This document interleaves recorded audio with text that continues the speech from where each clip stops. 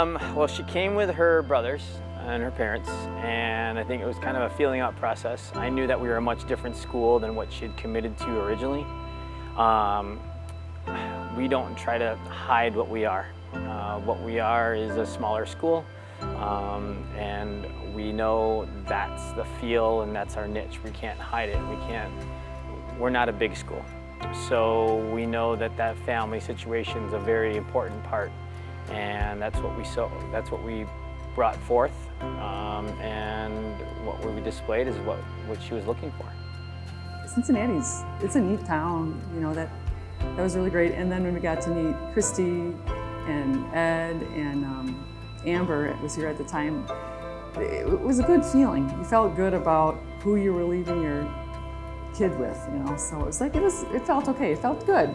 And it was Xavier, you know, so it's like, this is good, this is awesome. So when I came here, I was walking through the business school, and one of the professors like stopped her class and like came out to talk to me and like ask me questions, and she made me feel like a person, not just like, oh, there goes another recruit. And I don't remember who it was. I might have had him and not even realized, but like that just made me feel special, and like this was a different place, and it just, I don't know, just kind of like felt like home too.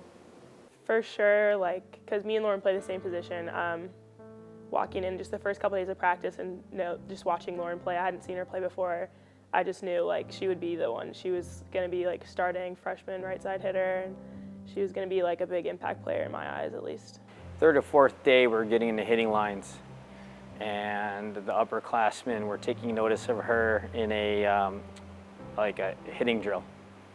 She had actually bounced the ball, and I will tell you, I can still remember how that worked out, because the upperclassmen were like, they heard this bounce, and they're like, who's that? And they were watching her, and they were like, okay, I'm not going to get shown up by a freshman. So the upperclassmen started to put a little bit more into their attacks, and it just kept on rolling from there. I will tell you, not just stat-wise, but as a presence, as physically, she was on the way of earning her way on the floor. And then the injury happened. 7th day of preseason. Not that I remember that day very well at all. Yeah, 7th day of preseason. We were running a drill called speed receive, and like everything was normal. I just went up to swing at a ball, and then like I just like landed, and just everything just like blew up. It just, yeah. My kneecap was like popped out, and I was laying on the ground, and then right away I was like, this is a lot worse. It's like, this is not good. I remember like laying on the floor and seeing my teammates like huddled in the corner looking at me like, oh my God, like what? Me and my other roommates, she had told us about her freshman year. She dislocated her kneecap, but it just kind of like popped back in, and it was fine in a couple days. So we were like, no, everyone, it's fine. Like, this has happened before. Like, she'll be fine. She'll be back tomorrow, ready to go. Like, it's not that bad. Like, she's probably like in pain right now, but it'll really be okay. But it turned out to not be the case.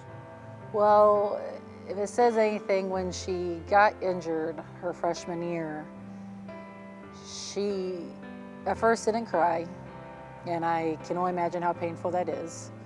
But then she started to cry, not because of the pain, but because she was pissed that she couldn't play anymore in preseason. Like, we didn't know the extent of the injury, what happened really, and she just was pissed off that she couldn't be out on the floor. Like, she's thinking about her team in a time that she could easily just think about herself and, oh, woe's me.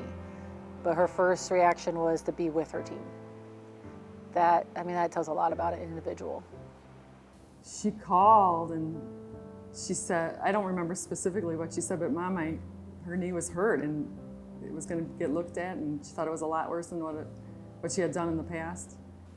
I think I saw Dr. Berger like the next day or the day after, and they did an MRI, and he was like, yeah, it was for sure torn MPFL, and then I fractured part of my kneecap.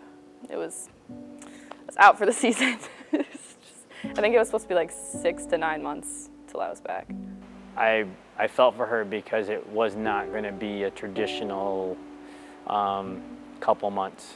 And talking from our trainer and with the doctors, we knew that it was going to be a pretty lengthy rehab. that she had to be pretty strong for mentally, and we knew that that was going to be a start of a journey. I mean, it sucked. I wanted to make an impact, but I just remember feeling like kind of empty, just like what am I supposed to do? Yeah, that was rough. But I also remember thinking like it was like two parts of me. Like one part of me was like feeling sad and just didn't know what to do, and the other part was like, well, all right, like this is what's happening. Let's just deal with it and move on. So when she first got in the weight room, she was very limited. You know, so up until that point, she could still do upper body training. We could still train her other leg. But then once it got time to start, you know, training her injured leg, I remember it was a very slow process. I mean, we began with body weight. There was some pain, discomfort, frustration. I mean, we were doing some very elementary movements in here, and she was having a little bit of trouble with those. And that's when I kind of knew that, you know, based off the other setbacks, that it was going to be a lengthy and frustrating process for her. It just seemed to be taking so long, and you just have to trust that they know what they're doing, and because I am, you know. The duration seemed to me, you know, as someone who's not involved in that particular field, to it seemed that it was extraordinarily long. But when I came on down, you know, this last you know, spring, you know, you could tell that she was, you know, had made, you know, huge, you know, recovery. May 18th was the first time I was able to run. It was like 5 miles an hour. It was like barely a run, but gosh, I was so proud of myself. That was such a good day. And then like over the summer, I stayed here that summer because I wanted to focus on rehab so that I could be ready to play sophomore year. She killed it in the summer, and that's why we're so hopeful. She stayed all summer long. She worked with Jake in our training room, and she killed it. She killed it. She was stronger than when she entered freshman year preseason. There were no, from my understanding and recollection, there was nothing inhibiting her from, you know, bending, movement. If anything, she still needed to get better at just like the small movements of like transition, turning her feet over faster. But from a jumping and landing and strength aspect, she was better than what she was. So it was at the Purdue tournament, and I don't remember, but I know Christy like looked down the bench and she was just like, Hanlon, go warm up. And I was just like, oh, okay, like it's happening right now. Oh gosh, I was so nervous. I think my brain just like stopped working, because when I went in there, like I don't remember what happened. I know it wasn't like great, but I don't think I was ready at that point. Her second freshman year, you know, her spirits were high, and all right, I'm coming back, and then another injury came in, and you know, that it was another punch where she took it and she had to take another step back, and you know, we felt for her, but we also knew that we didn't want to force her back, because it was an injury that whatever she did, it was aggravating. So dealing with ab injuries in the past, you had to give it time to heal and rest, and basically we had to shelf her. You know, and that's where the other year had to take place. I went and talked to the coaches, and they like had this plan of like what they were thinking of just holding me out until I was ready to actually contribute, and like contribute a lot.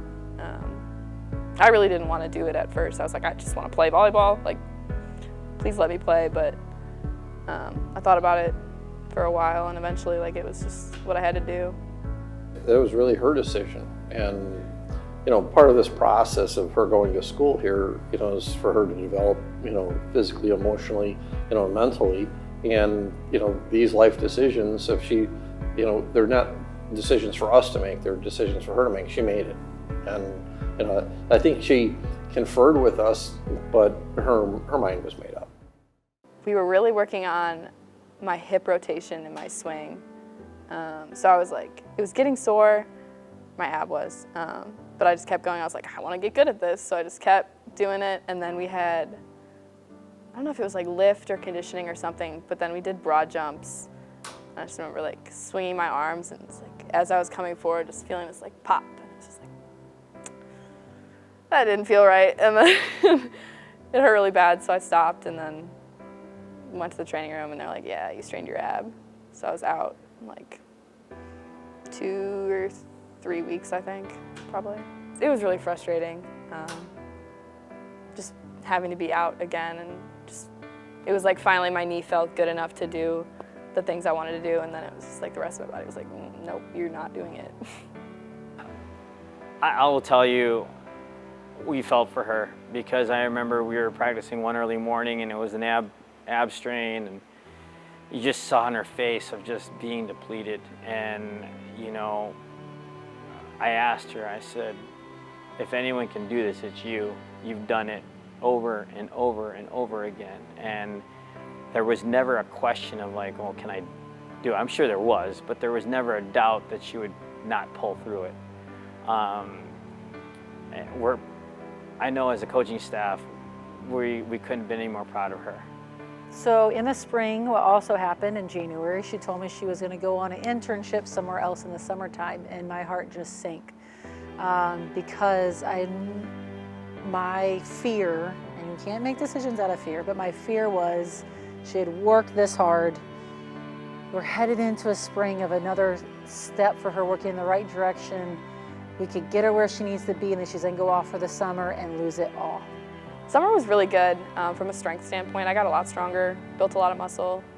But I didn't have like a gym where I went and played volleyball. Like I did most of my volleyball related training and got touches like in this parking garage under my apartment building. Our goal is to just make sure that our girls are maintaining their fitness levels over summer, so when they come back for camp, that they're ready to go. And I'm just laughing to myself because I know she just is always ready to train and get after it. And to picture her like running in a parking garage while people are like pulling in and out, thinking like, what is this girl doing? Just cracks me up. But it's like, it's such a Hanlon move. Get it done. She was showing me where she would do her workouts and her sprints and whatnot. It was like in a parking lot, and she would hit the ball against the parking garage wall and do what she had to do to, stay at the level that she needed to be at to compete.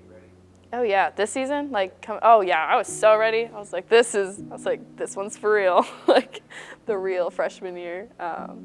Yeah, no, I was ready to go. You see that process and the setbacks, and you put yourself in her shoes and you think, there's no way people could come in every day and just, I guess it's not normal to see the type of attitude that she's had towards all of it. So it was very emotional, just in the sense of like, if you do the work, you're gonna get those results. Being a third-year freshman is great. When she got the accolade of being like freshman of the week, it was nice to see that her work that she'd put through was starting to show. It felt really good. I didn't want it to feel good. I don't know why. I didn't want it to be like a big deal, but it did mean a lot. It was kind of like somebody else recognized that I did it. She's also one of the most determined, one of the most mentally tough, selfless, and just dedicated people I think anyone will ever meet, and anyone on our team would tell you that. Anyone that encounters her would tell you that, even if it has nothing to do with volleyball. In her classes, her daily life, everything she does, she's just strong and determined, and she's gonna get it done, and she's gonna get it done on time in the best way possible. So my key, it says give on it, which is it's like my mantra for this season. It's got a lot of things going on. Part of it is my first 2 years here, everybody around me had to do so much for me, and I really depended on people a ton to do extra just so that I would be okay. And now this season is kind of like my chance to give back. Like, it's my opportunity to do something. Like, I can score points for you. So that's what I think about. Sorry.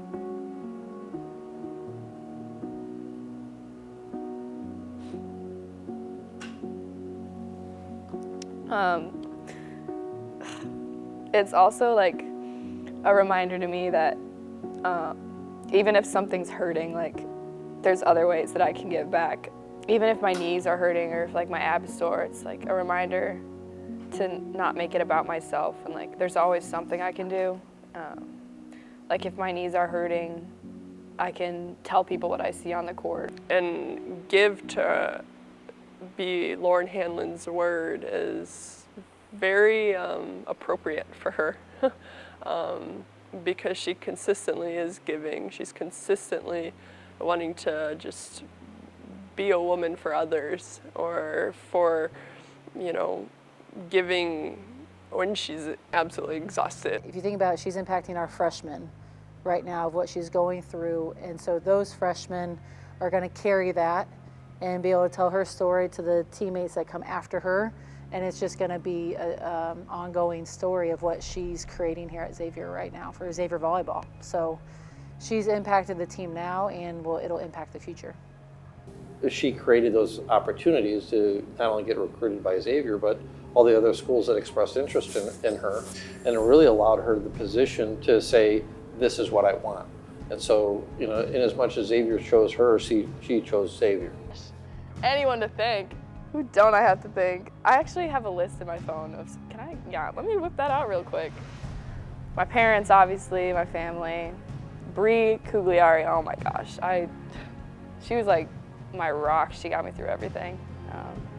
All the doctors, you know, Berger did my surgery, Stein with all my injections, and O'Cragley, all the trainers in the training room, Jody Janicki, wow. She helped me a lot. She's kind of a savage, but she pushed me to work. Flukes, like all my coaches, Christy, Ed, Amber, Katie, Barbara Walker, the sports psychologist, she helped me so much. Kristen Massa, she got injured her senior year, and I kind of looked up to her and how she handled it. She handled it really well. Jake Jennings, all the other coaches, Rod, Aaron, all of them. And then some of my friends too. And then my favorite people to thank. Freshman year, I always had to ask strangers to tie my shoes. So anybody out there who's tied my shoes, they help too. From